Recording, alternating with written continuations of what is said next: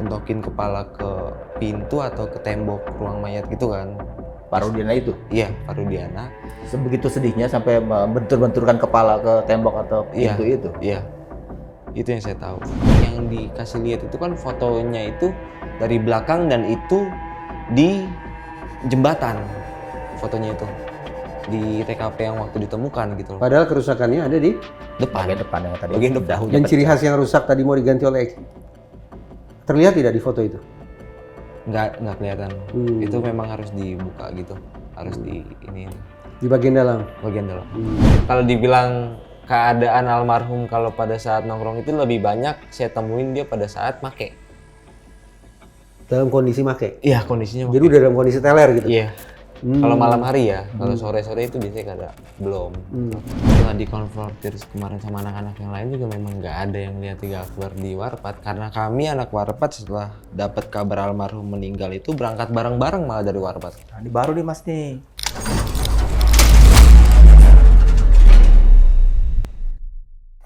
Halo Sobat TN, ketemu lagi kita di Bang X Napi Diskursus Net. Sekarang nih karena full shot, tiga-tiganya kelihatan, saya perkenalkan aja langsung biar cepat. Tentu saja ada seorang Mas Reza Indragiri Amril. Assalamualaikum Sobat DN. Nah ini narasumber kita. Karibnya almarhum Eki, Bang Franciscus Marbun. Halo. Oke. Mas Reza, Bang Frans, kita masih dalam series siniar terkait dengan kematian sejoli dari Cirebon, Vina dan Eki yang terjadi di 2016. Masih banyak cerita yang belum terungkap nampaknya kan. Jadi kita akan memainkan itu lagi. Kebetulan kita kedatangan Bang Frans Marbun nih yang ya mudah-mudahan banyak memberi insight baru, informasi baru buat Sobat TN semua. Tapi seperti biasa, sebelum kita berangkat, sila Sobat TN untuk subscribe dan nyalakan lonceng notifikasinya. Nanti setelah nonton sampai ludes, boleh juga untuk kirim like, komen, dan juga share video ini. Baik, kita berangkat bersiniar. Tentu saja pertanyaan pertama ke Bang Frans. Iya. Panggilnya Bang nggak apa-apa ya? Nggak apa-apa. Frans juga nggak apa-apa. Lai. Lai nggak apa-apa. Lai. Nggak apa-apa. Bahasakan Lai. Iya. Oke Bang Frans. Nama Bang Frans itu kan muncul di media terkait dengan helmnya yang dipakai Eki dan sepatu yang dipakai Eki ketika kejadian yang merenggut nyawa itu terjadi di 27 Agustus 2016. Betul. Ketika saya baca itu helm pinjaman, itu sepatu pinjaman punya Bang Frans, saya punya asumsi Bang Frans ini bukan teman sembarang teman, bukan teman biasa, karena sampai dipinjam-pinjam kayak gitu. Mungkin mirip-mirip sama Widi lah. Jika Vina juga di hari kematiannya itu pakai pakaiannya Widi, sampai sendalnya, sampai short pants segala macam. Nah, pertanyaan saya, itu gimana ceritanya helm sama sepatu bisa dipinjam sama Eki? Riwayat peminjamannya gimana tuh? Kalau helm itu semingguan sebelum kejadian sih sebenarnya. Seminggu sebelum Kejadian kan hari Sabtu kan. 27. Dipinjemnya itu hari Minggu. Nah itu Eki datang ke rumah Frans atau gimana? Itu di Warpat sih, tempat tongkrongan. Oh, Lagi warung pada- depan SMA 4 itu ya, Warpat ya? Iya, siang-siang itu kayaknya sekitar jam 1, jam 2 atau jam 3-an lah. Kami lagi pada nongkrong bareng di situ. Terus kayak kalau nggak salah yang saya ingat itu mereka berdua ini, Eki sama Vina, alasannya itu mau ke kota. Tanggal 10 berarti itu ya? lewat. Tanggal 7 ya? Nah, tadi seminggu sebelum itu ya? Iya, 27, Seminggu, berarti 20. 20. 20. Tanggal 20 dia bilang dia mau ke arah kota sama Vina. Eki bawa helm di situ. Eki bawa helm dia. Cuman Vina kan memang dulu jarang lah, kalau saya bilang jarang, dan kalau saya lihat nggak pernah pakai helm deh kayaknya kalau lagi di bonceng sama Eki gitu kan. Dia rencananya dia bilang mau ke Cipto. Di Cipto itu kan banyak polisi dan segala macam. Cipto itu apa? Jalan apa ya dibilangnya? Kota lah, bagian kotanya. nama gitu. jalan itu, Cipto. Jadi di situ banyak polisi, biasa banyak tilang-tilangan dan segala macam gitu kan. Di situ dia minjem helm saya, Eki minjem dulu kata dia gitu kan. Dipinjam sama dia, Ekinya pakai helm saya, Vinanya pakai helmnya Eki waktu itu. Jam berapa? siang deh kayaknya, itu jam-jam 1 jam 2 deh kayaknya. Terus Eki sama Vina sempat balik lagi ketemu sama Franz lagi. Ketemu. Oh, berarti itu. Enggak ketemu sampai maghrib, makanya itu nggak dipulangin tuh gara-gara itu. Oh, sampai ada kabar Eki rip itu nggak pernah ketemu lagi sama Enggak. Franz. Masih ketemu. Maksudnya gini, itu kan siang jam 2 jam 3-an kan. Pergi ke Jalan Cipto itu. jadi- pinjam helmnya Franz. Saya dulu kan masuk gereja, itu kan hari Minggu. Masuk gereja itu kan jam 5, setengah 5 pas jam 5 gitu kan. Makanya nggak saya minta lagi tuh karena saya udah buru-buru buat nunggu mereka lama, nggak keburu gitu kan. Jadi saya berangkat ke gereja gitu. Setengah 5 kayaknya, setengah 5. Masuk ke gereja dulu. Kebaktian remaja. Nah, tanggal 20 itu sekalian pinjam sepatu juga selain pinjam helm. Kalau sepatu 2 minggu lebih kayaknya. 2 minggu Sebelum sebelumnya. hari H-nya itu ya. Kalau sepatunya ini statusnya bukan dipinjam, jadi kayak tuker pakai. Sepatu beliau juga ada di saya. Sepatunya Eki dipakai Franz. Iya. Franz kasih pinjam sepatunya ke Eki gitu. Iya, gitu. Kalau sepatu. Itu selain 2 barang tadi, emang sebelumnya kalian karena pertemanan yang akrab itu udah sering pinjam-pinjaman gitu ya? Sering. Apa aja selain itu? Selain helm sama sepatu? Uang paling. Tapi almarhum yang lebih ke minjem ke saya. Kalau saya kayaknya nggak pernah. Itu karena didengar-dengar di media disebut Eki jarang pegang uang ya? Uang Itu besar kan maksudnya?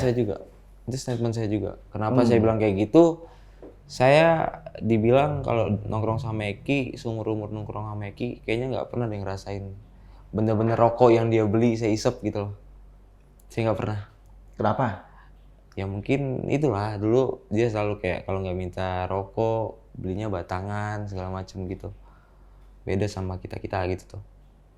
Itu sih. Kok beda dengan kita itu bagaimana? Maksudnya kayak yang lainnya itu kan yang udah pada kerja, yang udah pada ini kan bawa rokoknya kan sendiri-sendiri masing-masing. Kalau Eki kadang ke tongkrongan tuh sering mintain rokok juga, minta rokok. Karena masih anak sekolah dia kan? Kurang tahu. Kalau misalnya sekolah atau enggaknya pada saat itu saya nggak bisa pastiin. Kan umur Eki ketika berpulang aja kan 16 tahun kan?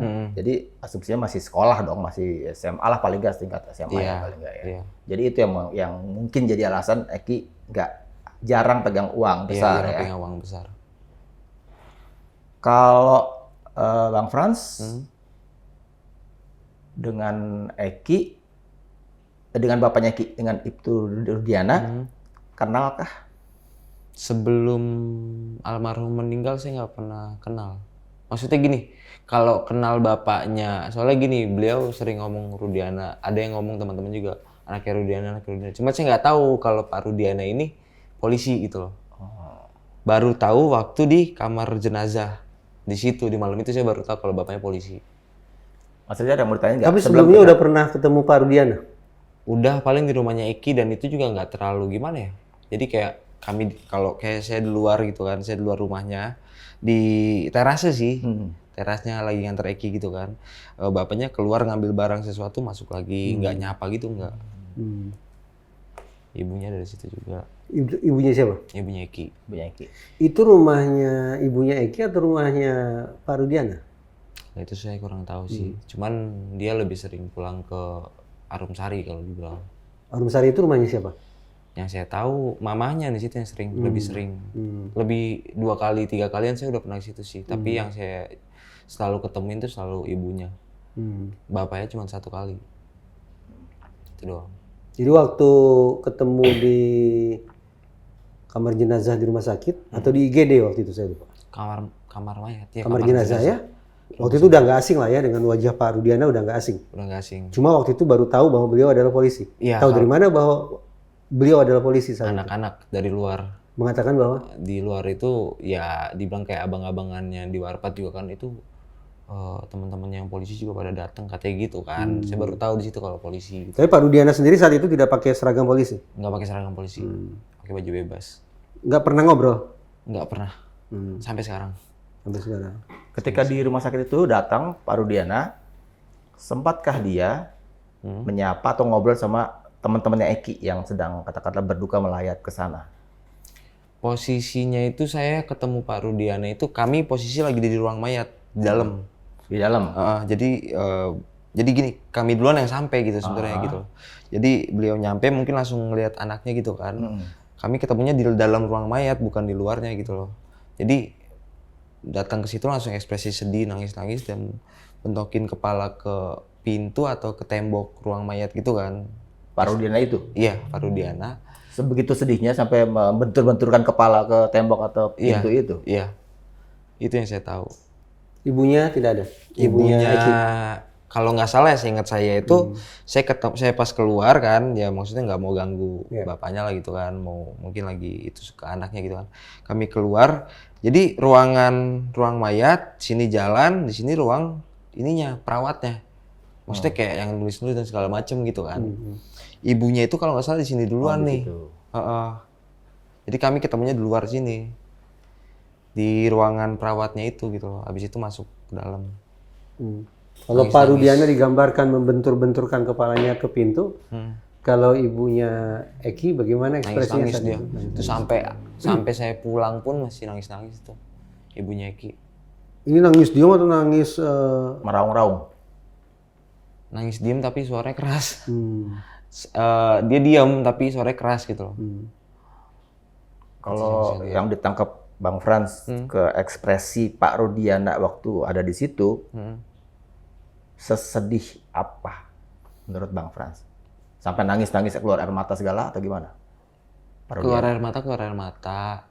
Ya, tapi nangisnya nangis cowok gitu, nggak begitu keras nangisnya gitu loh.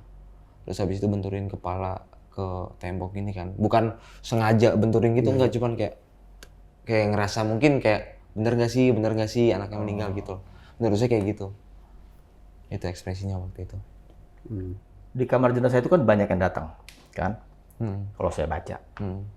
Banyak yang datang dan rasanya bukan dari satu kelompok aja. Kalau saya baca, karena ada yang bilang datang ke situ ada juga teman-temannya Eki yang lain yang dia nggak kenal. Adakah begitu? Waktu itu apa Bang Frans kenal semua sama anak-anak muda yang datang waktu itu di ruang jenazah? Yang saya tahu itu awalnya itu nggak begitu banyak, cuman kayak kami anak warpat aja tuh paling cuma 4 motor ya paling sekitar berapa orang ya? 5 sampai 6 orang ya. Habis itu yang nganter apa? Ada anak EKTC juga di situ, perwakilan EKTC 04 di dalam juga ketemu gitu kan. Itu kami duluan yang duluan di situ gitu loh. Itu jam berapa itu? Jam 11 sampai setengah 12-an. Itu. Akhirnya rame. Kalau dibilang teman-teman luarnya itu palingan teman-teman anak warpat paling. Selain anak EKTC ya.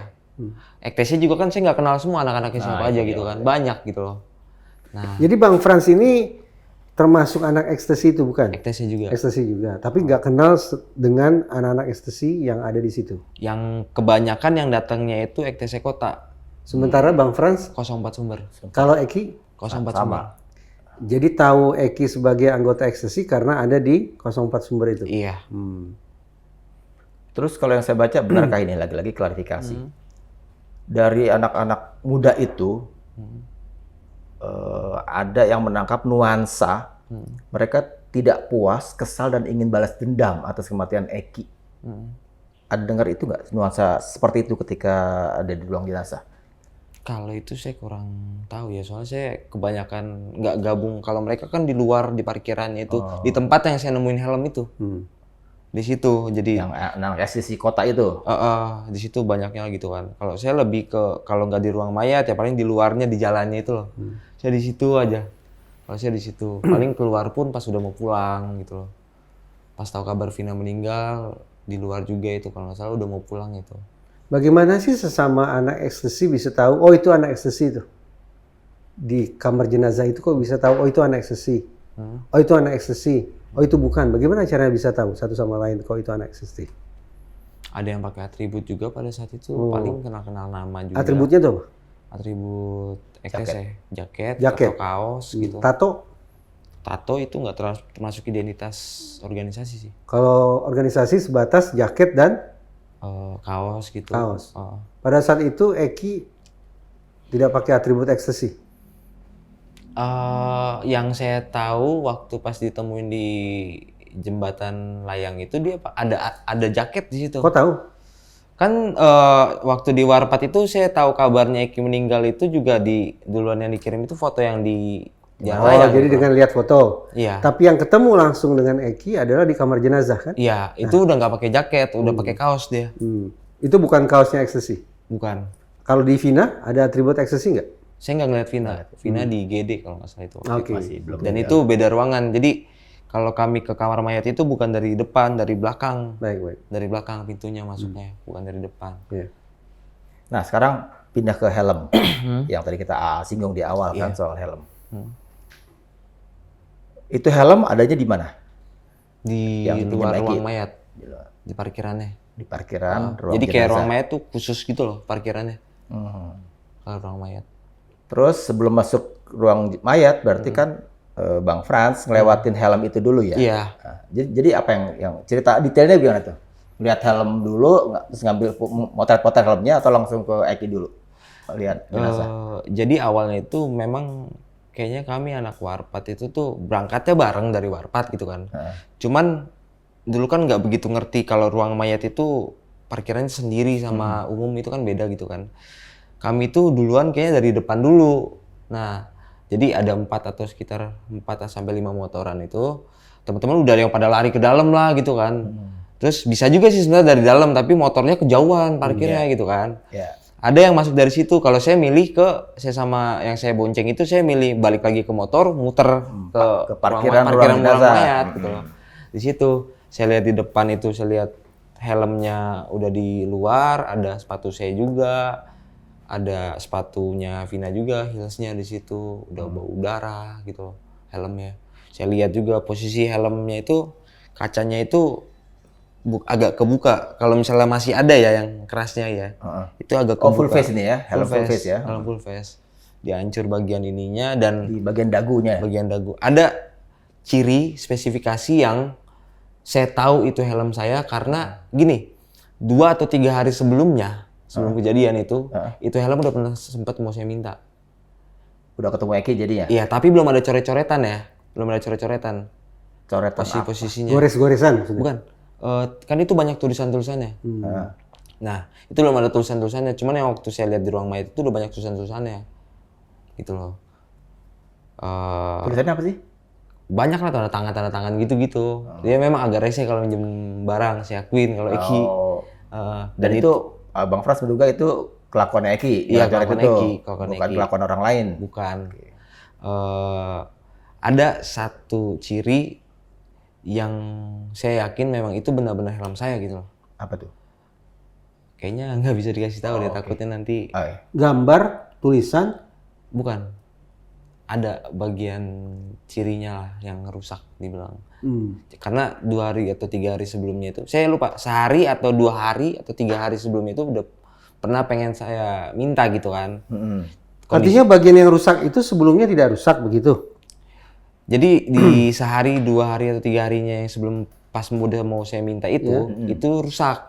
Udah rusak? Udah rusak. Di bagian sini? Adalah. Oke, terus? Jadi Jadi waktu minjemin ke Eki sekian hari Itu yang lalu bagus. belum rusak. belum rusak. Oke. Waktu pas mau saya minta itu dia rusak. Jadi Ki ini gimana Ki gitu kan. Yaudah ntar tak ganti kata dia gitu kan. Adalah yang mau diganti sama dia gitu, mau diperbaiki sama dia gitu kan. Itu yang saya lihat juga di ruang mayat gitu loh. jadi keadaannya masih seperti itu. Kerusakan pada bagian itulah yang menjadi penanda yang membuat Bang Frans yakin bahwa itulah helm saya gitu ya. Oke. Iya. Kerusakan pada bagian itu. Iya. Kerusakan itu disebabkan apa? Bingung saya jawabnya soalnya gini loh, takutnya yang saya takutin gini. Iya. BB ini kita kan nggak tahu, barang bukti ini kita udah nggak Oh tahu. begini logikanya. Kan kerusakan itu pada bagian helm itu kan terjadi sebelum peristiwa malam tanggal 27 Agustus. Jadi tidak ada persoalannya dengan apakah kemungkinan itu akibat pidana atau bukan pidana kan. Tapi murni karena Eki kan. Iya. Iya kan? Berarti tidak ada persoalan dong di situ. Kenapa harus khawatir? Yang saya khawatirkan gini, takutnya ada tiruan, barang bukti tiruan dan segala macam itu. Oh. Itu yang saya takutin. Sekarang barang bukti itu di mana? Helm itu di mana? Saya nggak tahu, pokoknya udah Berarti bukan pada Bang Frans. nggak pernah balik. Terakhir kali dipegang oleh siapa? Saya di ruang mayat itu. Setelah itu pindah tangan ke siapa? nggak nggak pernah tahu gitu loh. Saya taunya malah justru waktu pas film tayang dan segala macam saya lihat barang buktinya kan. Itu helm saya juga yang dimasukin, ada namanya helm kayak roket warna merah putih gitu kan. Terakhir kapan lihat helm itu? Di malam itu juga, malam pas Setelah itu nggak pernah lihat lagi? Nggak pernah. Dan Termasuk tahun 2024 ini nggak pernah lagi lihat helm itu? nggak pernah. Coba tadi kita ulang ya. Itu helm bagian dagunya pecah.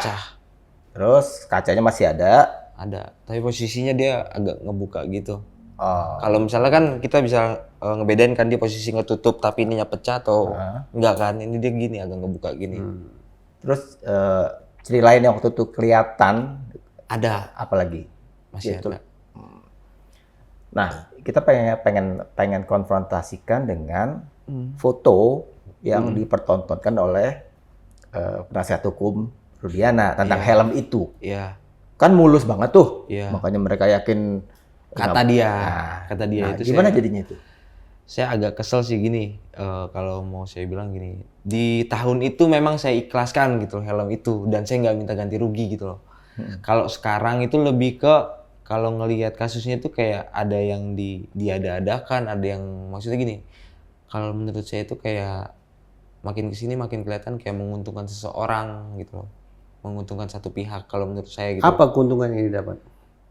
Menurut saya ya nggak tahu maksudnya kayak kasus ini kok jadi kayak belibet-belibet gitu, jadi kayak kecelakaan atau pembunuhan dan segala macam gitu loh. Itu yang saya tahu. Jadi kayak menurut saya kayak kok banyak banget masalah ya gitu tuh sekarang di kasus ini gitu. Nah, pertanyaan saya itu helm yang dipertontonkan fotonya oleh penasihat hukum Rudiana, Pita Romadoni, itu helm yang punya Mas Fran atau bukan? Iya. Tapi yang dikasih lihat itu kan fotonya itu dari belakang dan itu di jembatan fotonya itu. Di TKP yang waktu ditemukan gitu loh. Padahal kerusakannya ada di Depan. Bagian depan yang tadi. Bagian depan. dahunya yang pecah. ciri khas yang rusak tadi mau diganti oleh Eki. Terlihat tidak di foto itu? Nggak kelihatan. Itu memang harus dibuka gitu. Harus di ini. Di bagian dalam. Bagian dalam. Jadi bisa nggak dikatakan bahwa Pitra Romadoni itu mempertontonkan helm sebagai barang bukti, tapi dipelintir lah, artinya nggak dipertontonkan bagian depannya, tapi bagian belakangnya. Bagian depannya nggak dipertontonkan. Nggak pernah. Yang dikasih lihat kan cuman bagian samping sama belakang. Jadi kalau dari samping itu kan sebelah kanan yang yang rapi kan sebelah kirinya gitu loh. Jadi kayak jatuhnya jadi kayak helm half face bukan full face. Kalau orang ngira gitu kan. Coba kalau misalnya dari samping kanan ya kan agak ada lebihannya sedikit gitu loh. Jadi yang hilang itu hampir segini lah. Nggak total semuanya gitu loh. Seginian gitu. Itu hilang itu maksudnya dalam posisi hampir lepas atau lepas sepenuhnya sih? Lepas sepenuhnya. Lepas itu kan sepenuhnya? tinggal hitamnya doang, tinggal busa yang di dalamnya doang, pelapisnya. Oh, Gitu. ini penting nih Mas. Iya. Ini penting nih. Jadi foto yang itu, ya berarti punya maksud kenapa dipertontonkan seperti itu, nggak yang tadi disebut-sebut ada yang bagian hilang, yang pecah segala macam. Berarti memang kalau dari cerita Bang Frans ini kita bisa membayangkan kondisi parah luka ya di bagian sekitar sini ya. Nah, relate dengan apa yang Mas Reza bilang tadi, parah luka. Kalau ini katakanlah banyak orang yang punya asumsi ini kecelakaan murni. Iya. Banyak juga yang bukan, bilangnya bukan, ini pembunuhan yang masih rame diperdebatkan, dicari kebenarannya. Mungkinkah dengan luka-luka yang semacam itu naik motornya baik-baik aja, maksudnya dalam kecepatan yang safe, yang aman gitu? Eki gimana sih kalau gaya naik motornya, kayak main motornya? Ya paling zigzag gitu sih kalau itu pun kalau sama teman-temannya. Kalau misalnya sendirian dan sama Vina, saya juga kayak kurang masuk akal juga, ngapain juga dia kayak gitu. Itu kan jadi kayak pamer gaya nyetirnya dia kayak zigzag gitu loh, kanan kiri kanan kiri. Apa nggak gitik ya namanya? Iya ngegitik kalau orang Cirebon gitu bahasanya. Dan itu pun di depan teman-temannya biasanya. Kalau dia sama Vina doang, ya buat apa juga kan dia ngelakuin itu gitu. Maksudnya kalau dia memboncengin Vina, nggak pernah dia ngegitik gitu Pernah, ya? kalau dibilang pernah berani juga dia kayak gitu di depan Vina gitu. Cuman Sama waktu boncengin Vina maksudnya? iya, pernah juga sama Vina kayak gitu. Bang Frans, waktu malam terakhir itu ketemu dengan Eki, apa saja sih kegiatannya? Ngumpul di Warpat, ngumpul di Warbe. Saya bukan anak Warbe. Oke, tapi di Warpat. Iya. Apa sih sebetulnya dilakukan bareng-bareng itu? Lebih ke gimana ya, kayak saya kurang ngerti juga pada saat itu, jadi kayak cuman ngumpul-ngumpul, bawa cewek masing-masing, nongkrong, ngobrol, cuman gitu doang sih menurut saya. Nggak mungkin Iya, ngobrol tanpa misalnya rokok. ngerokok. Ah, berarti kan ada kegiatan kan? Iya, Rokok ada. bareng, ngobrol bareng, Iya. apa lagi? Ya paling kayak gitu, nongkrong, duduk-duduk, rokok gitu doang. Kalau dibilang minum dan segala macam, itu nggak boleh juga di warung itu. Warung itu juga bikin peraturan nggak boleh memang. Dan itu Ini warga mana nih? Saya agak Rancu. dengan ada sebut Minuman warpat, alkohol. ada yang warbeh nih. Nah, Media juga jarang-jarang nyebut yang warbeh nih, tanya warpat semua. Itu ada dua warung yang berbeda jadinya. dua warung yang berbeda. Kalau warpat yang di depan SMA 4. Iya, Kalau yang warbeh, yang Warbe ini di Tuparev deh. itu pada tuh jalan Tugu Pahlawan Revolusi maksudnya. Jalan Iya, Tuparev. jalan Tuparev lah pokoknya. Itu berapa kilo dari Hampir warpat? 15 menitan nih kayaknya dari Warpat. Jauh juga dong, kalau naik Lumayan motor jauh. 15 menit sih jauh ya. Lumayan jauh. Eki ini bukan anak Warbe, yang anak Warbe itu yang dia temuin di situ gitu loh.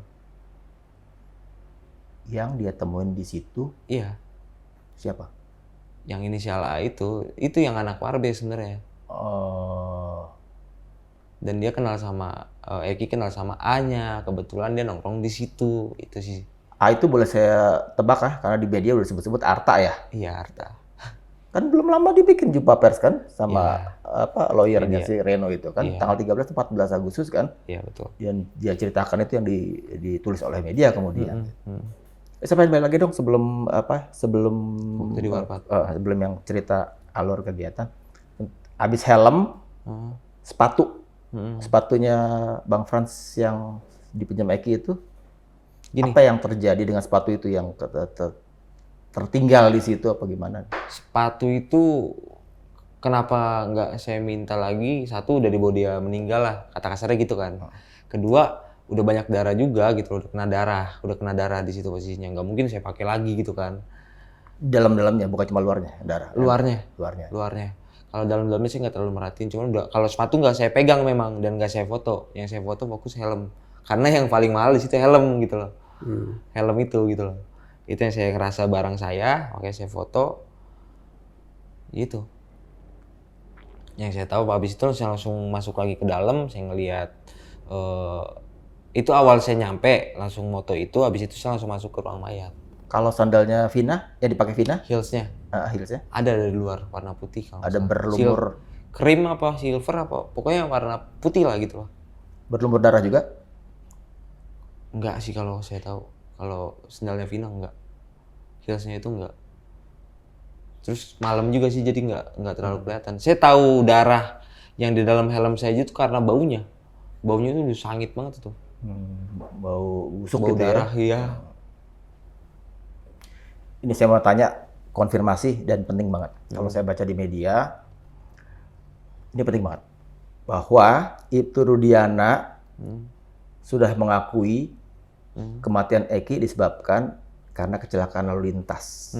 Karena dia menandatangani dokumen di rumah sakit. Kayak, kalau nggak salah Bang Frans juga yang ngomong kan? Iya. Itu benar apa nggak jadinya? Kalau saya pribadi itu saya nggak bisa mastiin kalau itu surat konfirmasi kalau anaknya. Yang penting dia sudah menerima anaknya meninggal. Kalau saya bisa ngeyakinin itu pada malam itu. Ada kalimat bahwa itu karena kecelakaan nggak? Saya nggak bisa nyimpulin. Pokoknya perasaan kami anak-anak itu sempat kecewa. Gini, saya nggak bisa nyimpulin kalau itu surat, kalau itu penerimaan anaknya meninggal atau nyimpulin anaknya itu meninggal karena kecelakaan gitu loh. Yang penting posisi perasaan kami itu sebagai temennya itu kecewa sama bapaknya Eki. Kenapa nggak dicoba diusut pada malam itu? Berarti kan ada indikasi kalau anaknya itu memang udah diterima karena kecelakaan dong, kan gitu. Asumsi Bang Frans nanti Iya, pertama. dan besoknya kan langsung dikubur juga gitu loh. Itu surat isinya apa sebetulnya? Saya nggak tahu. Baca nggak? Enggak. Mereka nanda tangan itu di ruangan ini. Yang seberangnya tadi Iya, itu. sebelahnya itu perawat itu. Tapi tidak tahu sama sekali isi surat itu tentang apa, tidak tahu. Enggak. Tapi ada gosip-gosip di anak-anak, pokoknya itu udah tanda tangan Pak Rudin udah tanda tangan gitu-gitu kan. Kami udah sempet ada perasaan gitu sih, kecewa gitu lah sama Pak bapaknya. Kenapa sih nggak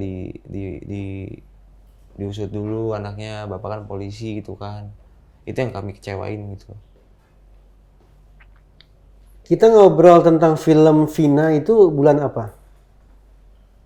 Kenapa ya? Bulan Mei atau bulan Juni ya? Belum lama setelah filmnya itu Iya, sekitar itu ya. tayang. Udah nonton filmnya? Belum. Oke. Dan nggak mau. Nggak mau. Terus apa yang membuat Bang Frans muncul sekarang? Apa sih sebetulnya informasi apa yang disampaikan? Yang berbeda itu apa? Yang ingin dikoreksi itu apa? Kayak satu kalau yang digebu-gebu itu helm, maksudnya gini, kayak kendaraan dan segala macam barang-barang yang dia pakai itu nggak rusak. Itu saya bisa buktiin helm aja rusak hancur loh. Baik, berarti satu hal yang Bang Frans coba koreksi dengan muncul di berbagai macam tempat. Dan pengacaranya itu yang bilang Iya, satu adalah helm itu rusak. helm dan motor. Motornya dalam kondisi Kalau motor saya nggak ngeliat. Oke, berarti helm ya. Helm ternyata menurut Bang Frans memang rusaknya parah. Iya. Satu, apa lagi yang mau dikoreksi? Soal apa ya dibilang ya? Kayak ditanyain kemarin tuh, setelah beberapa hari kemudian itu baru yang setelah viral video kesurupan baru lah di situ gencar tuh ditangkepin dan segala macam. Apanya yang dikoreksi? Sejak awal katanya diotopsi ya kalau nggak salah ya. Soalnya kasus ini sih juga saya Nggak apa-apa. Dalam versi Bang Frans saja. Apa yang mau dikoreksi? Yang coba disampaikan ke publik apa? di 2016 itu umur saya masih 2017 gitu loh. Dan posisinya itu setelah almarhum meninggal, abangnya papa saya meninggal juga di tanggal 29. Jadi nggak sempat ngurus, maksudnya nggak sempat gitu kan. Nggak sempat ngurusin kasusnya gimana, kelanjutannya gimana. Ngikutin beritanya gitu. Sidangnya gimana gitu kan. Liga Akbar pun jadi saksi di 2016 juga, kami anak-anak Warpat juga nggak tahu. Nggak tahu, oke. Jadi temu-temu nongkrong nongkrong di 2004, di 2020. Siapa pihak yang pertama kali menyebut nama Franciscus Marbun? Teman-teman saya. Waktu ke tim sus. Kenapa mereka sebut-sebut nama Franciscus Marbun? Karena saya yang punya helm. Oh, Dan jadi lihat malam itu juga. jadi diperiksa dalam rangka untuk memastikan helm kondisinya seperti apa? Iya. Apalagi? Sepatu yang dia pakai juga. Oke, dikonfirmasi sepatu soal 2. itu. Terus malam itu gimana di ruang mayat? Bagaimana di ruang mayat? Iya. Ya, seperti yang tadi diceritakan. Iya. Ada kepala Pak Rudiana membentur-benturkan kepala, ibunya nangis gitu ya. 3. Apalagi? Itu aja sih. Besoknya kan udah dikubur juga kan beliau almarhum gitu kan. 3 hari yasinan itu kami masih aman-aman aja di rumahnya gitu loh. Itu masih aman-aman aja di rumahnya. Sampai kemudian ya setelah yang saya dengar itu pokoknya saya bisa menyimpulin gini, setelah kesurupan itu viral, habis itu banyak tuh yang ditangkepin. Jadi saya tahu yang tangkep. sebentuk rasa keheranan karena saat waktu di ruang jenazah segala macam lihat Pak Rudena tanda tangan berita apa itu surat itu yang dari saya nggak bisa kan mastiin sih. Itu kan asumsinya itu kecelakaan normal, kecelakaan kan karena kecelakaan. Tapi kemudian sekian hari kemudian berubah jadi disebut-sebut kasus pembunuhan dengan sekian orang ditangkap-tangkapin gitu. Itu yang bikin Bang Frans heran dengan itu maksudnya. Bang Frans, dari semua teman Vina yang akhirnya masyarakat teryakinkan bahwa inilah yang pegang informasi kunci tentang Vina, itu adalah Widi dan Mega. 2 orang teman karibnya Vina yang ditemukan oleh diskursus.net. Pertanyaan saya, siapa teman Eki atau siapa kira-kira saksi yang dianggap paling punya informasi penting tentang Eki pada malam kejadian itu?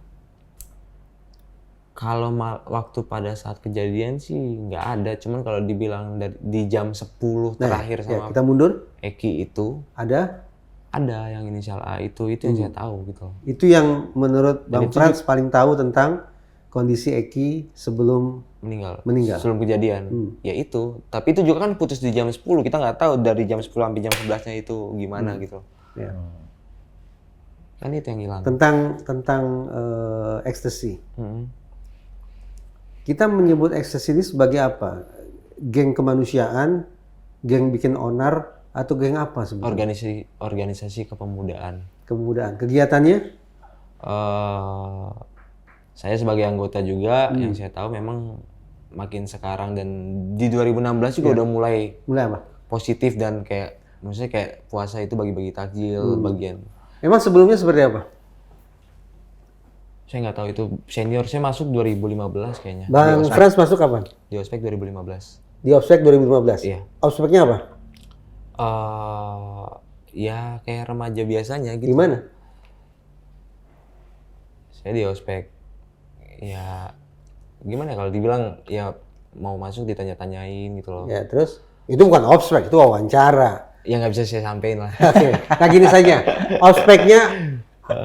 Ospeknya Melelahkan. negatif atau positif? Menurut saya negatif. Negatif, oke. Waktu masuk itu status XTC masih geng motor apa udah ormas? Di 2015 kayaknya udah OKP deh. Dari 2013 kalau nggak salah. Baik, berarti jadi OKP tahun 2013, kemudian tahun 2015 masuk di Ospek dan kegiatannya harus dikatakan bukan kegiatan yang baik-baik saja ya gitu ya. Nggak bisa ngilangin citra juga, Iya, iya. citranya dari motor. Nah, setelah di Ospek itu kegiatan-kegiatan negatifnya masih terus jalan setelah masuk ke eksklusi. Kalau yang di atas mungkin nggak. Kalau di atas kan Bang Frans kan nggak mungkin bawah. langsung ke atas kan? Iya. Kalau yang di bawah? Yang di bawah paling ngikut yang di bawah-bawah juga, ngikut yang misalnya kayak dibilang ketuanya itu kan nggak mungkin ngelakuin yang seperti itu gitu kan. Iya, iya. Jadi kayak core wheel dan core lap-nya itu kan masih tetap aja kayak gitu kan. Oke. Jadi Bang Frans termasuk yang melakukan kegiatan-kegiatan apa ya? Minuman. Minum. Apa lagi? Itu sih. Ini minum apa sih? Alkohol. Itu sampai mabok ya? Biasanya iya sama mabuk. Nah, saya bayangkan kalau orang mabok, Ya. kan perilaku jadi tidak terkendali. Ya. Contoh perilaku tidak terkendali yang dilakukan dalam kondisi mabuk itu apa misalnya? Ugal-ugalan di jalan. Ugal-ugalan di jalan. Ugal-ugalan di jalan itu seperti apa? Eh, Kalau gini blum blum blum blum blum itu Ya, kan itu ugal-ugalan. ugal-ugalan juga Apalagi? Masa cuma blum blum blum nyalip-nyalip yang Nyalip-nyalip. menurut saya kayak ngerugikan orang lain juga. merugikan orang lain, Jadi kayak nyalip tapi tanpa ngeliat spion dan segala macam. nyerempet. Iya. Oh, bikin bahaya pengguna Bikin lain. bahaya pengguna lain. Apalagi dalam kondisi mabok nih. Nantang-nantangin orang di jalan mungkin ya. Siapa itu? Sesama geng motor atau siapapun? Siapapun, orang Siapapun. lain di jalan. Hmm. Maksudnya yang dibilang kan kalau lagi mabuk di jalan ya. Iya, iya, iya. Oh, Apalagi? itu aja sih. Bawa senjata nggak? Bawa benda kekerasan nggak? Enggak. Untuk dipakai untuk kekerasan, rantai, motor kayak nggak usah senjata tajam lah, tapi benda-benda yang berasosiasi dengan kekerasan yang akan bisa digunakan untuk kekerasan, balok. Enggak sih. Bang Frans melakukan itu juga tadi, mabok, kemudian ugal-ugalan segala macam itu juga. Kalau mabok dibilang saya kalau misalnya di tergantung tempat ya. Iya, Kalau iya. misalnya di klub malam gitu, oke. Cuman kalau misalnya dibilang di kosan dan di kayak Ya, kebun-kebun atau lapangan gitu sih nggak mau. oke. Tapi kan pulang dari klub malam masih dalam keadaan mabok kan? Dalam perjalanan ke Kalau saya pulang. pribadi masih ngejaga kesadaran saya juga. Maksudnya masih sedikit sadar. Ya, masuk tahun 2015 sebagai anak baru kan, rookie, ya kan, Iya. freshman, Iya. anak baru nih, Newbie. newbie. Kalau Eki selevel satu angkatan atau junior atau di atas? Eki kayaknya bareng sama saya deh. Satu angkatan. Satu angkatan. Ya kurang lebih perilakunya sama dong. Sama. Kebiasaannya sama. Sama. Itu juga kalau dalam kondisi mabok ugal-ugalannya bareng. Karena arah rumah kami beda, jadi Nah. menurut saya kalau pulang dari Warpat itu ya masing-masing gitu loh. Kalau geng motor bisa dipastikan pasti kan berkelompok ya, perilakunya berkelompok kan. Jarang lah jalan sendirian, pasti berkelompok kan. Kalau teman-teman satu kelompok ngider itu, Bang Frans siapa aja? Masih ingat nggak? Saya kalau kegiatan di EKTC itu lebih berbaur nggak sama Eki doang gitu. Oke. Ya banyak senior-senior saya gitu kan. Kalau Eki, Kalau jujur gini, kalau di Eki ini kena 2 kali sebenarnya. Di EKTC kena, terus di Warpatnya juga kena. iya ya. Satu tongkrongan juga. Jadi di Warpat itu bukan cuma anak EKTC doang. Semua, ada anak percasi juga. Terus apa? Kegiatan di situ apa? Kalau tadi kan kita dapat gambaran nih dari Bang Frans. Kalau anak-anak ekstasi ya mabok, ugal-ugalan seperti itu. Kalau yang anak-anak warpat kekhasannya apa? Nggak ada sih, mereka cuma paling ngebawa ceweknya doang sih, itu pacaran di situ paling. Itu aja sih yang negatifnya ya. Dan kalau minum dan segala macam itu nggak boleh di warung itu. Pacaran negatif. Emang seperti apa itu bisa disebut pacaran negatif itu? Menurut saya pacaran negatif sampai jam 2 malam dan jam 1 malam itu negatif ya. Menurut saya. Bahwa anak orang sampai jam segitu kan negatif kalau menurut Bang saya. Frans nggak ke situ? Pernah. Pernah. Bawa cewek saya juga sampai jam segitu pernah. Liga Akbar itu Itu dalam kondisi mabok juga nggak? Enggak. Jadi gini, mabuknya ini ada 2 versi. Mabuknya minuman atau mabuk obat-obatan gitu. Oke, coba. Ini menarik nih. Kalau obat-obatan saya jujur dari dulu nggak pernah pakai. Emang obat-obatannya apa sih biasanya dipakai anak-anak situ? Dulu sebut merek nggak apa-apa. Nggak apa-apa.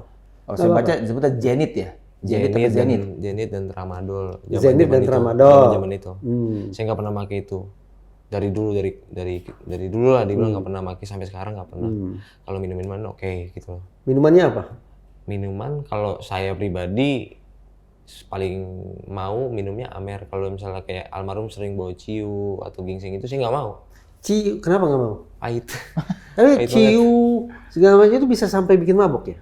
Bisa. Itu kan minuman keras tradisional, betul? Iya betul. Dengan yang branded, Hmm. dengan bir yang bermerek misalnya, lebih keras yang mana sih antara ciu dengan bir yang bermerek gitu? Sebenarnya tergantung kelasnya ya. Yang brandednya ini apa dulu gitu loh. Kalau Amer sebotol sama ciu sebotol, Lebih parah?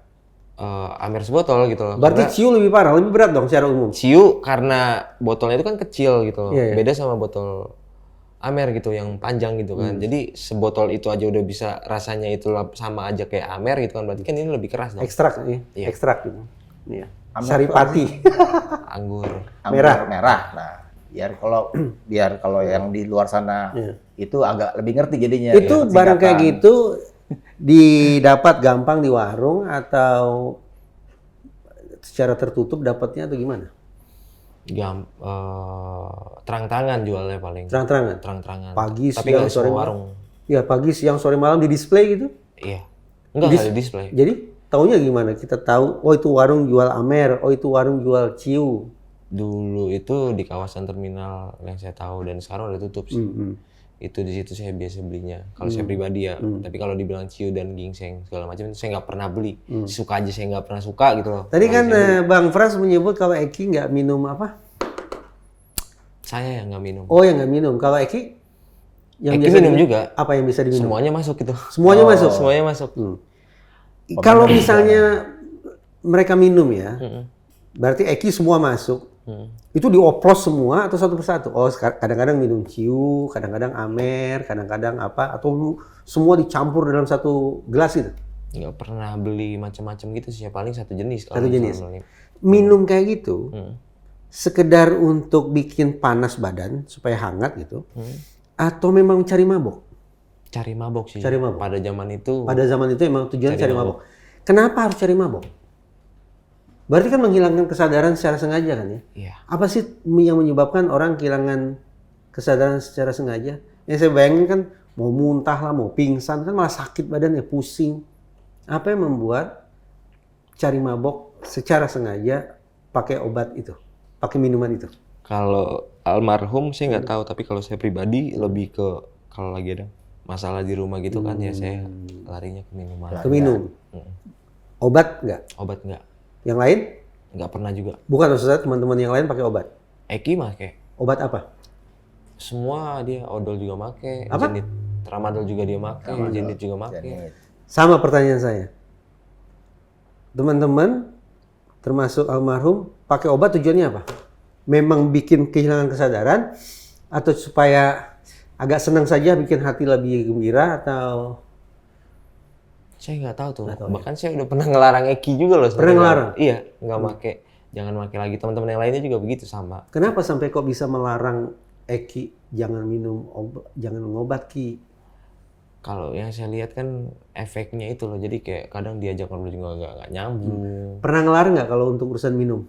Ki jangan minum. Kalau minum nggak. Nggak pernah. Tapi Tapi saya juga melakukan. Oke. Iya. Oke. Nah kalau setelah minum mabok ya, Ya. pakai obat hilang kesadaran, itu berdiam dulu sampai efek maboknya hilang, atau bisa aja tuh dalam kondisi mabok begitu, masih dalam kondisi di bawah pengaruh obat-obatan, langsung jalan lagi pakai motor. Makanya gini, tempatnya ini di mana dulu gitu. Kalau biasanya biasanya kalau di zaman itu yang saya ingat itu ada 3 event satu minggu itu ada 3 event biasanya di Event ekstasi. bukan di klub malam. Oh. Jadi kayak Ladies Night dan segala macam gitu kan. Apa yang dilakukan di situ? Jadi kebanyakan ngincer mabuknya karena mereka mau ke atas gitu loh. Mau ke atas tuh saya nggak paham. Mau ke clubbing gitu. Apa urusannya mabok dengan ke atas? Kalau Di atas apa yang dilakukan? Sampai harus mabok dulu? maksudnya gini, masuk ke klub malam itu gitu loh. Ya. Clubbing. Kalau minuman di situ kan mahal-mahal. Oh, supaya nggak ngabisin duit di dalam klub, Mendingan minum dulu di luar. Iya. Lalu dalam kondisi mabok, Mm. kan tadi dibilang kalau dalam kondisi mabok bisa naik motor ugal-ugalan tuh. Biasanya itu di parkirannya, Bang. Nah, pertanyaan saya, kalau mabok masuk ke dalam klub, ikut kan masuk dalam klub? Ikut. Apa yang dilakukan di dalam night club? Mencar situ masing-masing. Apa yang dilakukan biasanya setelah mencar? Ya joget dan segala macam sih biasanya. Segala macam tuh apa misalnya? Ya entah apa aja yang dilakukan Apa mereka aja? gitu. Kalau saya pribadi ya paling jujur kalau saya sama cewek saya ya paling duduk dan nongkrong aja gitu udah ngeliatin. Saya sendiri memang kurang suka dengan vibes kayak gitu. Saya lebih suka minum dengan kayak nyanyi-nyanyi gitu. Yang saya suka kayak gitu. Orang tua dulu tahu Saya bahwa minum. Franz minum. Di tahun itu belum. Nggak tahu. Belum. Emang nggak boleh tahu. Jangan sampai tahu. Ditutup-tutupi nih. Ini sebuah kegiatan Ditutupin. Nggak ada larangan juga tapi lebih nggak berani lah Nggak dibilang. berani. Kalau minum. Kalau Itu tadi pertanyaan saya tuh belum kejawab tuh. Pulang dari klub, kan masih mabok juga tuh. Masih ada nuansa maboknya. Pulang kan ke rumah kan. Nah, selama di perjalanan baik-baik aja selama itu. biasanya pulang dari klub malam itu udah langsung mencar sendiri-sendiri pulangnya. Oh. Jadi masing-masing arah rumahnya kan beda-beda dong. Itu. Maksudnya di jalan ketemu orang, papasan atau gimana, terus jadi ya karena dipantik mabok itu, dipicu mabok. Biasanya bukan di Jadi jalan, di ada. klubnya itu malah ributnya di Pernah ribut di klub? nyaksiin yang ribut sering lah kalau di klub gitu loh. Kalau terjadi keributan di dalam klub, itu bisa nggak kita petakan? Oh, ini antara ini dengan ini gitu. Bisa. Antara geng ini dengan ini. Bisa. Gimana? Jadi kayak misalnya kalau misalnya saya masuk berlima gitu kan, satu orang ribut gitu, yang empat-empatnya pasti bakal ngerapat. Nah, 5 orang ini kita sebut sebagai anak apa? Misalnya kayak saya anak warpat gitu kan. Oh, tadi sebutan 5 orang anak warpat masuk dalam klub. Terus salah satunya ribut gitu kan, yang lainnya juga kan pasti bakal bantuin juga gitu. Warpat lawan siapa? Oh nggak pernah ada itu sih ribut warpat. Oh, Eki masuk di Ekstasi. Ektesnya juga di warpat juga. Ekstasi Jadi, juga, jadi warpat masuk juga. ke dalam tuh nemu ada anak warpat juga, anak ektesnya juga gitu loh. Banyak sekali minum ya. Itu berapa sih anggarannya? Berapa rupiah sih? tergantung yang diminum. Biasanya kalau Bang Frans sendiri? Di dalam apa di luar? Terserah. Kalau di luar kan katanya di dalam mahal.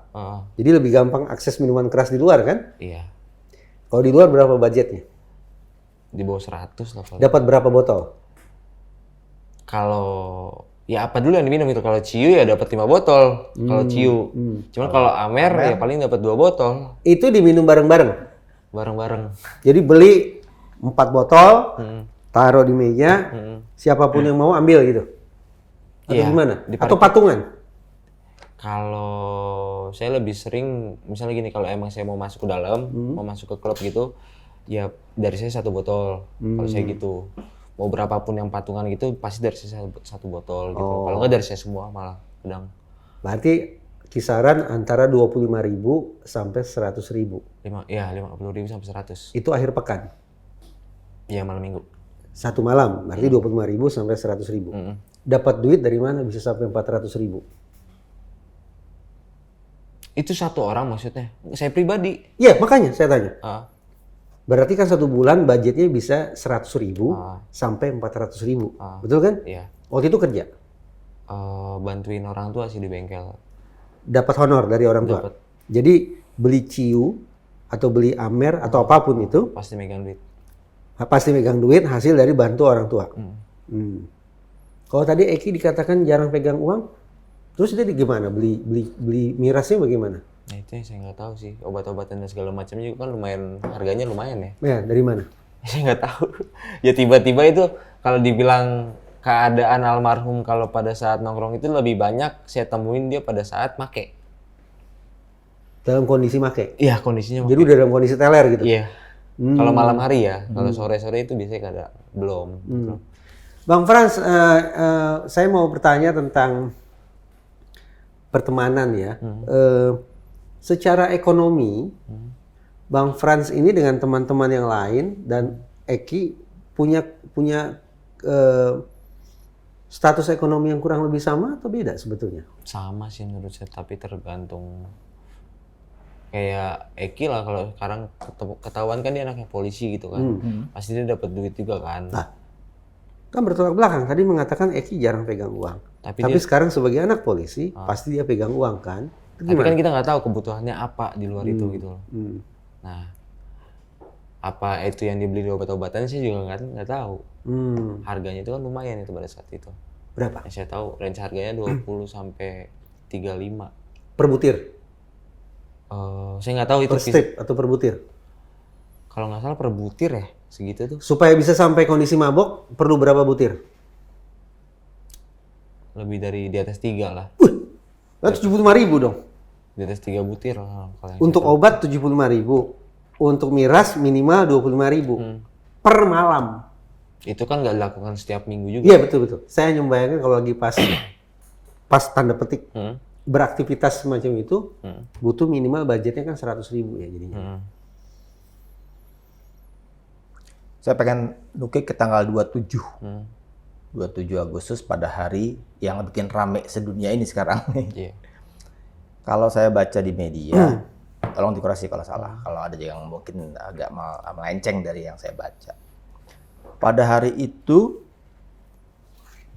Eki sempat pamit dari tongkrongan, pergi sama Arta untuk beli Zenith. Iya. Itu bisa dikonfirmasi nggak? Tongkrongannya itu kan waktu dari Warbeh ke Arya Kiban kan nama daerahnya ya, tempat Arya Kiban itu jual beli yang jual obatnya. obat. Cuman kalau tempat tongkrongannya itu Warbenya di Tuparev yang saya tahu. Mereka pergi ke Arya Kiban kan untuk beli. Yang saya tahu, iya katanya gitu. Itu kan keterangannya Arta. Arta, iya. Iya. Tapi dengar juga karena dari itu. Dengar, tapi menurut saya kayak nggak pantas lah saya sampein gitu karena itu keterangannya dia gitu. Saya mau tanya lagi deh. Udah Bang, Mas Insun. Yang tadi Bang Frans ceritakan, minum dan obat, itu dilakukan hanya oleh anak-anak laki-laki atau juga oleh perempuan? Laki-laki. Hanya laki-laki. Perempuan? Kalaupun dia bawa ceweknya paling cuma nonton, kalau minum nggak. Jadi yang anak-anak perempuan yang pacaran dengan anak-anak warpat ataupun anak-anak ekstasi nggak minum? Nggak, nemenin pacarnya doang paling. Seks ya nggak? Kalau untuk seks, Kenapa saya tanya? Ini saya bayangin kayak Hollywood nih, Harley Davidson Club di luar kan. Saya pernah terus terang waktu saya sekolah di Australia pernah beli posternya, dan memang berasosiasi juga dengan aktivitas seksual gitu. Sampai segitu nggak? kalau mencolok mungkin enggak ya, tapi kalau misalnya di luar itu ya saya nggak tahu gitu. Mencolok tuh gimana maksudnya? Maksudnya kayak seks bebas di tempat itu juga dengan segala kebebasan itu menurut saya enggak. Urusan mereka masing-masing gitu loh. Kalau saya sama cewek saya ya kalau saya akuin iya. Setelah Oh enggak, maksudnya gimana? Iya apa maksudnya? Saya akuin iya apa? Maksudnya untuk melakukan seks ya pernah diurus gitu. Tapi bisa nggak dikatakan itu? Ya itulah kebiasaan juga anak-anak warpat atau anak-anak ekstasi. Semua anak muda, kayak semua golongan anak muda pada zaman itu yang... Pada zaman itu. Orang tua juga nggak tahu dong? Nggak takut hamil apa? Nggak takut hamil? Takut. Tapi? Pakai pengaman? Pakai. Belinya di mana? Ada di Indomaret. Berarti tambah budget dong. Satu berapa? Dulu itu 12.000. 12.000 untuk sekali pakai atau daur ulang? Saya udah nggak hafal sih dulu harganya. Anggaplah sekali pakai lah ya. Iya. Berarti 12.000. Oh tadi berapa? 100.000 tambah 12.000? 115.000 dong untuk having fun per malam ya. Anak Cirebon saat itu, tapi nggak semua anak Cirebon pasti. Nggak semua. Sobat TN, ini agak-agak menarik nih. Iya. Karena ini bisa dibilang tuh analisis ekonomi terhadap kasus Vina dan Eki. Iya serius. Oh, nih. Jadi maaf nih, Iya. bisa nggak kalau disebut anak-anak warpat atau anak-anak ekstasi ini sebagai anak Badung? Boleh dikatakan Badung menurut saya karena nongkrongnya itu larut malam. Itu kadang sampai jam 2. Ada kesamaan apa lagi ya sehingga kemudian mereka berhimpun di warpat atau berhimpun di ekstasi? Satu, Rumah palingnya. kesamaan dari sisi mungkin dari sisi sosial ekonomi kurang lebih sama ya, dari sisi ekonomi. Kemudian dari sisi usia juga sebaya. Apa lagi? Area rumah ya palingnya. Oh, kedekatan satu domisili, lingkungan. domisili ya. Domisili. Itu juga yang membuat kenal Eki. Ada beberapa anak warpat juga yang sama di perumahan itu juga sama Eki. Ada. Oke. Dan dia bukan anak EKTC. Oh, bukan ekstasi. Bukan. Kapan terakhir kali melakukan kegiatan-kegiatan itu tadi? Yang mana? Benar-benar. Karena ditanya saya jawab. Iya, Yang mana? Minum, ngobat, mabok, Seks. seks. Kapan terakhir kali? Sama almarhum maksudnya. Enggak, Bang Frans saja, Bang Frans. Kalau saya ngobat emang nggak mau ngobat dari Enggak pernah dulu. ngobat. Seks.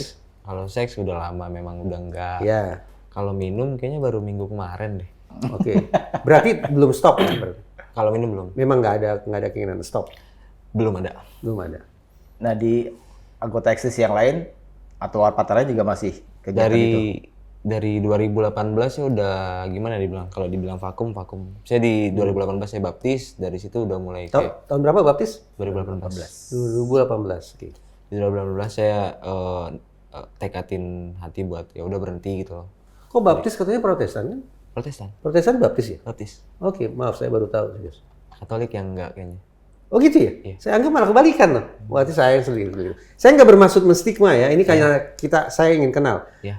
Bang Frans juga boleh tanya kenapa saya pakai cincin, Iya. kenapa saya pakai jam, boleh. Saya mau tanya tentang tato. Ah, Ini tato sedemikian artistik kayak gini, ini kan berarti bikinnya nggak main-main nih. iya. Ini penanda apa? Ini duluan sih yang dibikin, ini dulu, habis itu ini kan. Coba Dua sebut kali- ini dua tuh apa kali- supaya ini gambar apa nih? Ini Lady Rose, Lady Rose. Lady Rose. Saya sangka Vietnam Rose. Kalau Vietnam Rose lain lagi zaman dulu itu. Bener, Lady Rose itu siapa? Ya itu kata tukang tatonya mau gambar yang mana, yang Lady Rose apa gini gitu kata dia gitu. Ya udah yang ini aja bang. Cuman memang sosoknya cewek gitu loh. Iya. Kenapa habis itu tambah ini? Ini apa berikutnya setelah itu apa? Ini gambar apa? Ini diamond, ini mahkota. Diamond. Ini mahkota. Mahkota. Yang Kenapa menurut saya diamond? diamond ini kalau menurut saya pribadi Iya, iya. ini harta, lebih ke harta. Oke, kesejahteraan lah ya gitu ya. Iya, mahkota. Prosperity, Iya, Ini? mahkota ini lebih ke tahta. kejayaan. Iya, ini wanita. Kalau menurut saya. Harta, tahta, wanita gitu maksudnya. Oke. Dan ini dibikin 2016 awal kayak. Anak-anak geng baik warpat maupun ekstasi juga punya tato. Enggak semuanya. Halo almarhum Eki pakai tato. Enggak ada tatonya. Kayaknya cuma 2 orang dia yang punya tato. Kebanyakan nggak punya tato malah. Kebanyakan nggak punya tato. Kebanyakan nggak punya tato. Minum iya, ngobat iya, seks iya, tapi nggak pakai tato. Warpat itu dibilang anak warpat terhitung jari paling 10 orangan deh sampai 15 orangan gitu loh. Dan yang badung-badungnya juga paling cuman saya, Eki, ada 4 orang yang lain gitu. Yang lainnya kan cuma nongkrong. Berarti biasa. kali berbadung nih. Ya. Maksudnya Bang Frans yang duduk di depan kami ini ternyata kali berbadung nih. bisa dikatakan begitu. Sebadung-badungnya Badung. Pasti pulang ke rumah. Masih pulang ke rumah. Masih pulang. Tapi nggak komplit tadi karena kan nggak pakai obat. Memang nggak berminat. Nggak berminat. Kalau Rivaldi alias Ucil itu ada di ekstasi atau di warpat? Nggak tahu dia anggota ekstasi apa bukan dan bukan anak warpat juga.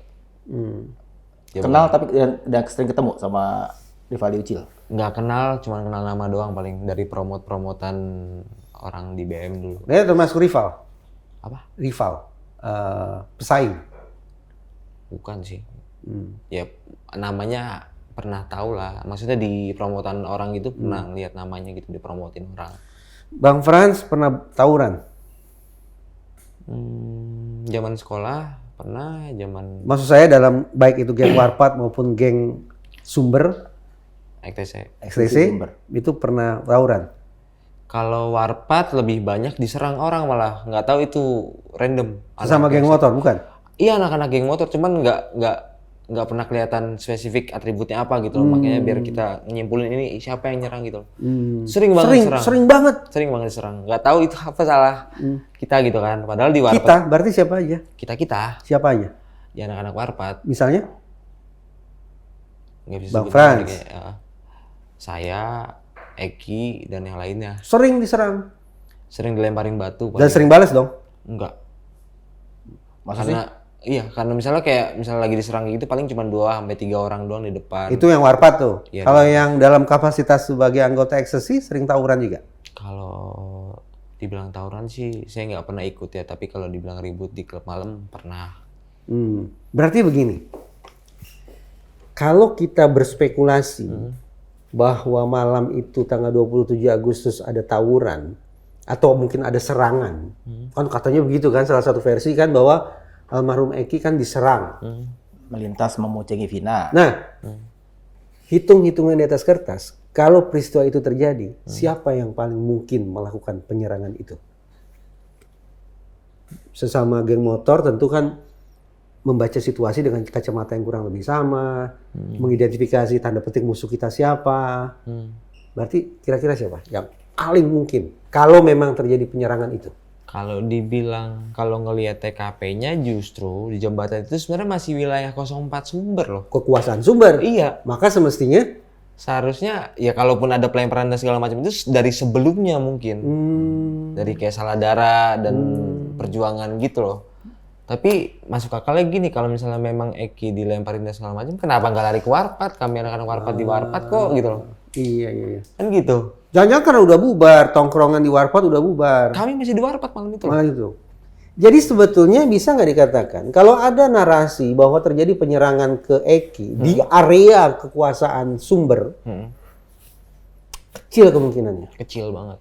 Kok berani-beraninya ada orang masuk sarang sumber, lalu melakukan penyerangan terhadap anak sumber. Anggotanya sendiri gitu loh. Begitu. Iya. Psikologinya begitu ya? Iya. Sangat kecil banget kemungkinannya. Malam itu Liga Akbar ada kan di Warpat? Nggak ada malam itu. Lah. Lah selama ini kan yang kita tahu, publik tahu, Iya. Liga Akbar ada di situ. Bahkan kalau di berkas kasus di hukumnya, yang kemudian dicabut keterangannya oleh Liga Akbar, dia kan, kalau di berkas hukum ya, dia kan bersama motornya Eki yang membocengi Vina, ada 2 motor jadinya kan. Sampai kemudian di Saladara itu depan CB11 diserang sama para yang diduga tersangka waktu itu. Dan Liga Akbar bisa lolos dari kejaran itu karena masuk-masuk gang. Ya agak-agak aneh juga kalau kata Bu Titin, orang itu masuk kampung orang, ya pasti lebih parah dong dia kan. Masuk kampungnya orang itu. Nah, Gitu. makanya kemudian versi baru keterangannya Liga Akbar adalah dia bilang jujur ngomong yang kedua kali, Setelah direvisi. dia tidak ada di Saladara. Tidak ada kejadian. Di tempat kejadian, dia cuma sampai di Warpat. Di Warpat. Ya. Ternyata sekarang Bang Frans bilang di Warpat pun nggak ada Liga Akbar. Nggak ada. Nah, ini baru lagi nih. Setelah dikonfrontir kemarin sama anak-anak yang lain juga memang nggak ada yang lihat Liga Akbar di Warpat. Karena kami anak Warpat setelah dapat kabar almarhum meninggal itu berangkat bareng-bareng malah dari Warpat. Nah, ini baru nih Mas nih. Jadi Liga Akbar yang merevisi keterangannya, yang dia bilang nggak ada di depan SMP 11, tempat Eki dan Vina mulai dikejar-kejar, dilempari. Dia nggak ada kan, dia bilang Liga Akbar, tapi cuma sampai adanya di Warpat, nongkrong-nongkrongnya sama si Vina, Eki juga. Kan. Ternyata sekarang Bang Frans bilang Liga Akbar pun di Warpat nggak ada.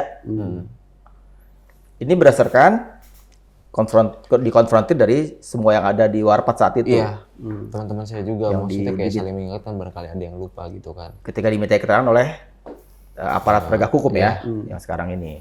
Bang Frans, dengan lika-liku geng Warpat dan geng ekstasi tadi, pernah nggak berurusan dengan polisi? Nggak pernah. Sebelumnya nggak pernah. Teman-teman nggak? Nggak pernah. Baik secara geng maupun secara individual masing-masing. Udah kalau Coba diingat-ingat nih, wajah teman-teman geng Warpat Nah, atau teman-teman wajah teman-teman geng Sumber iya. secara bersama-sama maupun sendiri-sendiri pernah nggak berurusan dengan polisi? Kalau ada saya di situ saya nggak pernah. Saya nggak paham nih kalimatnya nih. Kalau ada saya yang, maksudnya kalau saya juga ikut di dalam itu saya nggak pernah. Tapi dengar-dengar teman-teman pernah nggak berurusan? Siapa? Ya anak-anak EKTC juga sih paling ribut-ribut di jalan gitu. Terkait dengan ngobatnya, terkait dengan mirasnya. Enggak sih, lebih ke nongkrong-nongkrong yang dibubarin gitu loh. Oh, nongkrong dibubarin oleh polisi? Iya dibubarin sama polisi. Dibubarinnya gimana oleh polisi? Itu viral loh di YouTube juga tahun 2015 itu. Maksudnya dibubarin dengan cara persuasif, ayo pulang, ayah bunda menanti di rumah, atau digunakan cara-cara forceful, cara-cara paksaan? Iya dipaksa. Bagaimana caranya? Ada di videonya juga di YouTube. Saya belum pernah nonton. Kekerasan. Kekerasan. Dipukulin, ditendangin, dibubarin. Cara bubarin mereka gitu. Cara bubarin mereka. Lalu apa yang bikin berhenti? Sekarang statusnya masih anggota geng ekstasi? Kalau dibilang status ya masih kalau dibilang, cuman Penandanya masih punya kartu anggota? kalau KTA gini di tahun 2016 itu kalau nggak salah ya itu udah sempat mau bikin lagi ada mau bikin gitu kan, cuman atasnya itu kayaknya nggak jelas gitu kan mau bikin apa enggak, cuman uang adminnya itu udah saya dibayar. kasih, itu udah dibayarkan. Sampai sekarang saya belum pernah megang gitu, tapi anak-anak juga tahu kok saya anggota gitu. Jadi bagaimana kita mengatakan Bang Frans sekarang statusnya masih sebagai anggotanya geng ekstasi Sumber atau sudah berhenti? Kalau darah saya masih. Kalau dibilang masih EKTC saya masih. Sampai sekarang gitu. Cuman kan kadang ada kerjaan di Jakarta, di Medan. Nah, penanda bahwa sekarang masih anggota ekstasi adalah sementara kartu nggak ada, bikin kegiatan bareng gitu. Ya paling saling tegur sapa sama anggota yang lain, senior-senior, masih sering nanyain kabar. Selain tegur sapa, ada grupnya gitu, grup WhatsApp? Grup kemarin saya sempat ditawarin, cuman saya udah nggak mau lah gitu. Kelihatan. Maksudnya masuk grupnya gitu. Berarti seperti menjaga jarak dong dari ekstasi? Gini, yang saya takutkan mereka mengharapkan kedatangan saya tidak bisa menjanjikan gitu. Karena saya kadang memang kalau nggak di Jakarta kan ke Medan gitu, urusan kebun di kampung kan gitu. Oke.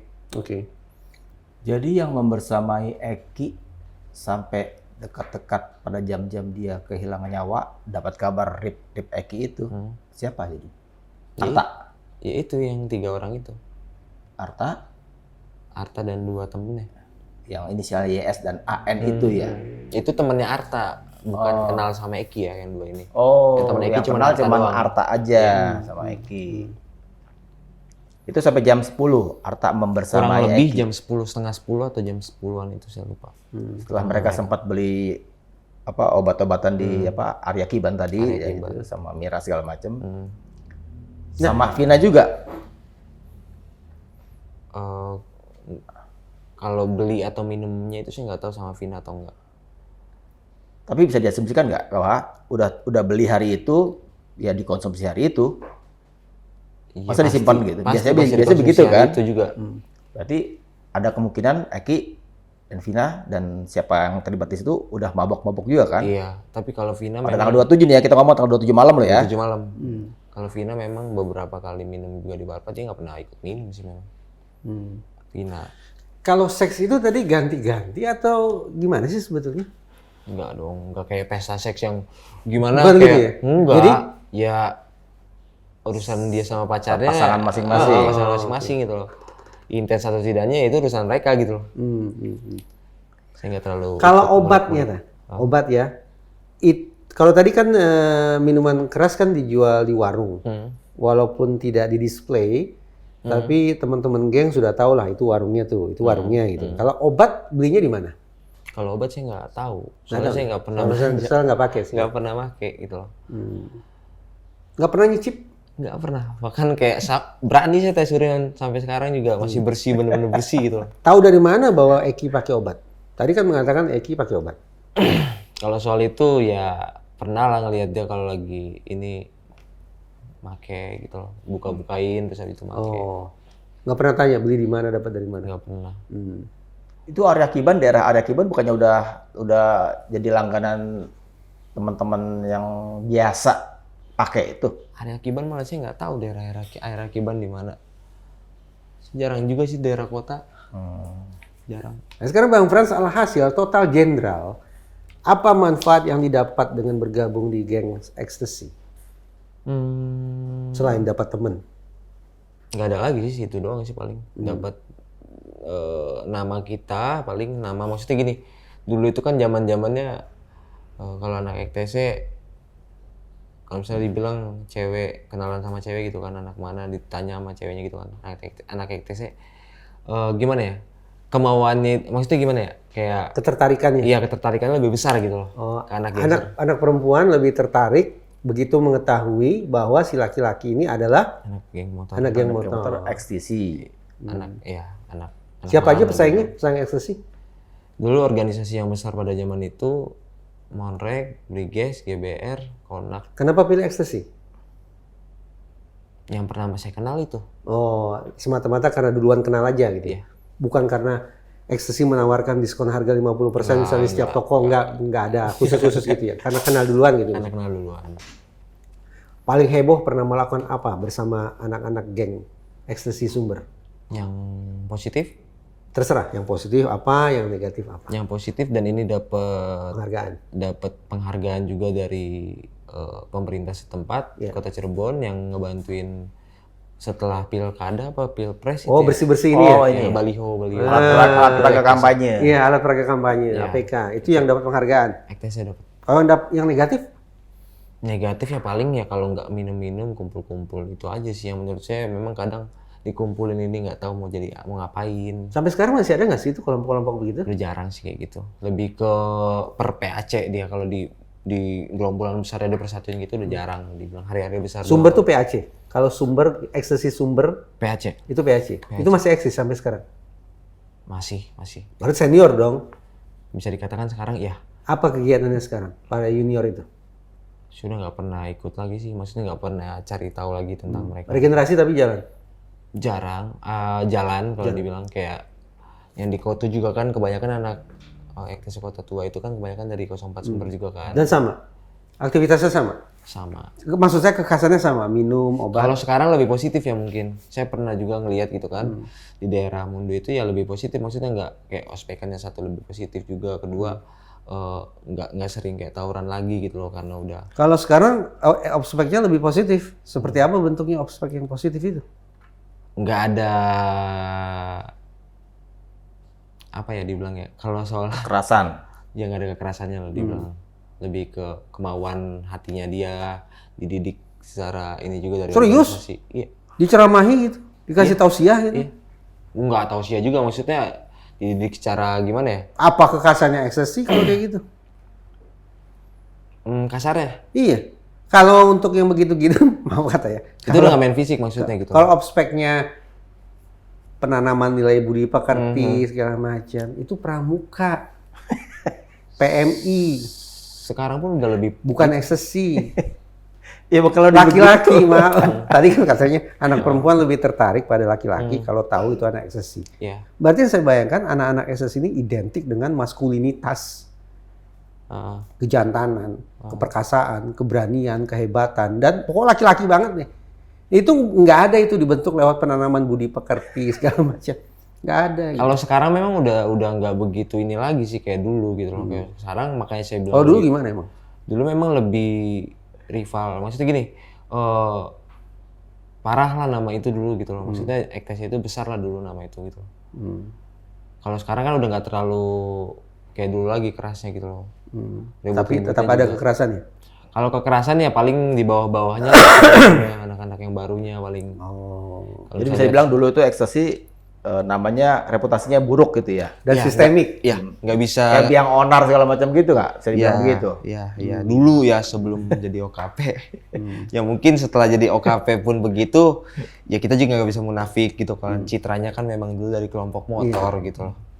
Nah, kalau Eki di 04 Sumber, posisi strukturalnya apa? Anggota biasa juga. Kalau Bang Frans? Anggota biasa juga. Oh, Satu angkatan, ini sudah satu angkatan. ya kali aja. Ada. Siapa mengajak siapa tuh? Nggak ada ya? Nggak ada. Masing-masing aja ketemu di Terbukaan. situ. Iya. Satu pertanyaan dong. Pada tanggal 27 itu kebersamaan Bang Frans dengan Eki sampai jam berapa? 27 itu saya malah nggak ketemu sama Eki. Oh, nggak ketemu sama sekali? Saya tutup bengkel orang tua jam 6, mandi dan segala macam, taruhlah jam 7 ya. Setengah 8-an OTW. Ada di Warpat jam setengah 8, jam 8-an. Dari jam segitu loh. Itu nggak ketemu Eki. Padahal hari itu Eki ada di Warpat juga kan? Eki nggak ada di Warpat. Di Warbeh adanya? Iya, setelah kemarin ya itu keterangan mereka gitu kan, dari jam 3, setengah 4 apa jam 3-an lebih itu sampai jam setengah 10, jam 10-an itu sama Arta itu. Iya. Nggak ada ke Warpat, nggak ada ke tempat-tempat lain. Maksudnya ya paling jemput Vina gitu loh. Cuman habis itu balik lagi ke tempat itu gitu loh. Sama orang itulah maksudnya gitu. Terakhir dari saya ini, dulu gabung dan aktif di Ecstasy. Iya. Sekarang sepertinya volume kegiatan turun ya, bahkan mungkin berjarak. Betul. WhatsApp grup pun nggak gabung. Iya. Kita mau mengatakan apa? Bang Frans dulu gabung Ecstasy sebagai sesuatu yang disesali atau biasa aja, atau justru masih tetap, oh itu sebagai sebuah pengalaman yang membanggakan gitu? Kalau membanggakan enggak sih. Kalau menurut saya, tapi perjalanan hidup ya. Kalau menurut saya nggak pernah saya sesalin sih apa yang. Kalau hari ini ada orang yang gabung ke Ecstasy akan dikatakan sebagai sebuah keputusan yang salah atau benar atau biasa aja gitu? Makin kalau ngelihat program yang sekarang itu lebih positif ya nggak ada salahnya sih menurut saya. Oke, Selesai dulu ya? saya sudah masuk. Soalnya kode keras dari sana udah datang dulu udah. Saya wakili pamit dulu bentar. Sobat EN, itu tadi ceritanya Bang Frans. Banyak banget. Saya yakin banyak juga yang baru tahu ada apa yang tadi banyak diceritakan itu. Bahkan media pun pasti juga banyak yang belum pernah nulis. Ada banyak keterangan di sini, ada banyak novel, ada banyak kebaruan cerita, informasi dari yang tadi sudah dipanjang lebarkan oleh Bang Frans sama kita itu. Yang pasti kasus ini nampaknya masih perlu waktu untuk pengungkapan kebenarannya. Terakhir kan ketika disebut-sebut ekstraksi data HP, gawai, ponsel Vina itu sudah muncul, itu disitulah game over-nya. Kan? Tapi ternyata sampai sekarang sekitar sepekan dari pertama kali data ekstraksi itu muncul, pihak Polri belum kunjung memberikan reaksi untuk validasinya. Padahal itu penting sekali. Jadi kami sebagai media tentu aja akan mengawal kasus ini demi hadirnya keadilan dan kebenaran material. Jadi tonton terus diskursus.net karena kami adalah media terverifikasi Dewan Pers. Jadi saya dan Mas Reza bersama Bang Frans pamit dulu sekarang. Tabik.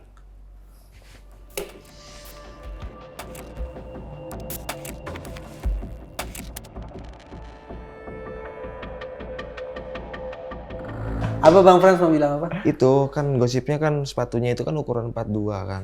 Yang saya pinjemin. Sepatu Bang Frans.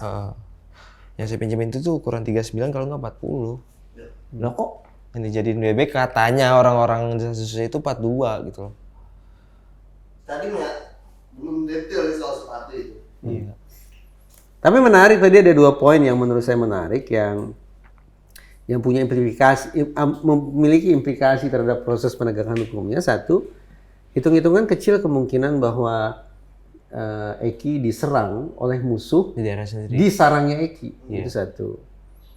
Yang kedua, ya lebih pada latar sosiologis tentang Eki ya, sebagai anggota geng motor dengan segala macam kegiatannya.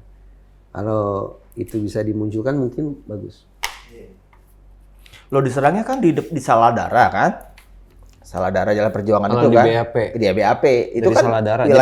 wilayah lawan, bukan sumber itu. Wilayah lawan, wilayah Moonraker mungkin itu disebut-sebut. Jadi gini, misalnya ini jalan bebas, jalan gede ya, ini Jawa, ini Jakarta, bebas ini nih. Nah maksudnya jalur apa ya dibilang ya? Lintas lah dibilang, lintas provinsi lah dibilang Jawa ke Jakarta gitu kan. Warpat tuh di sini. Jadi kalau mau ke kejadian yang di jembatan itu harus lewat Warpat dulu, Saladara, habis itu belok, baru ke. Nah, Saladara kan bukan wilayahnya Ecstasy kan? Bukan. Kota itu kan? Iya. Berarti pantas dong kalau diserang di situ. Iya, tapi saya nggak tahu juga itu di situ geng motor apa sih nggak tahu. Cuman memang pada saat 2016 yang saya ingat itu sampai di garis polisi itu tulisan Konak, Monrek apa Konak itu gede. Ini mau kan? Itu kata siapa tuh? Kata dia Liga Akbar. Liga Akbar aja masih baru kok kenal sama Eki kok. Saya duluan yang kenal sama Eki. Liga Akbar tuh baru dibawa sama Eki tuh ke Warpat tuh karena dibawa Eki aja.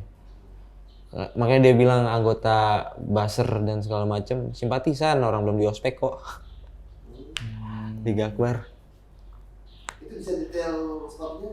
Apa mereknya? Ukurannya? Nike Air Max warna biru, checklistnya itu warna merah. Ukuran 39. Itu Kalau nggak yang 39, 40. yang punyanya Bang Frans. Iya, 39. yang dipakai. Iya. Dan itu yang dilihat di Kamar mayat. itu. Nah, terus jadi 42 siapa yang ngomong? Desas-desusnya kayak gitu loh. Oh, desas-desus. Yang dikubur 42 kata dia gitu. Makanya, saya aja nggak pernah. Sampai sekarang pun ukuran sepatunya masih 40 kok. Iya. Kan nggak masuk akal gitu loh. Makanya, ini belum nggak di-shoot ya? Enggak. Masih. Mau di-shoot? Masih kok. Oh, masih record? Jadi jangan. Nggak tahu deh. Nggak tahu deh. Nah itu Ngomong hearsay, pijakannya hearsay, konon. Kalau dikejar susah. Bisa membangun asumsi bahwa ada cerita itu dari mana? Yang mana? Yang ukuran sepatu. Ukuran sepatu segala Dari macam. komentar-komentar orang sih yang di sosmed. Terlalu jauh, terlalu jauh. Maksudnya saya mau coba nanti lihat di apakah ada barang itu detail. Ini soal helm itu ini tapi ini dikat aja. Hmm. Susah nggak ada.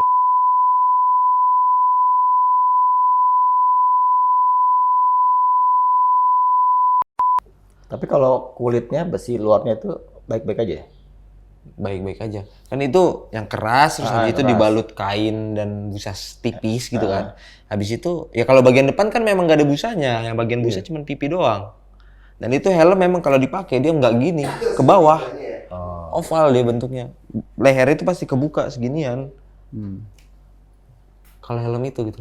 Pasti kebuka nih. Pasti kebuka. Jadi logiknya sangat mungkin bagian kepala itu parah karena itu agak nungging, Iya, bukan agak gitu nungging. helmnya ya. Heeh. Bagus kok tadi. Bagus. Kesediaan Bang Frans berbagi cerita yang membuat episode ini jadi menarik. Awalnya saya pikir ini repetitif nih. Lebih manis ya. Iya. Walaupun juga Tutupin sih. walaupun juga harus baca disclaimer don't try this at home kan gitu. Iya. Di dulu mah nggak pernah ngerasain kayak diperiksa polisi dan segala macam. Ini ibaratnya episode kali ini kan kategorinya 18 plus ya. Iya.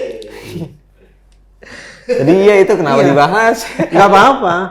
Pak, keterus terangan itu yang bikin episode ini jadi menarik. Iya. Sebelum diperiksa tim sus, Adult pernah matters. diperiksa nggak sama Polda, sama Topik dewasa ini. Polresta, atau sama Polsek Talun? Nggak pernah. Nggak pernah disamain polisi. Mungkin gini makanya saya mungkin cerita ini kenapa saya nggak pernah disambangin. Cerita ini putus di Liga Akbar.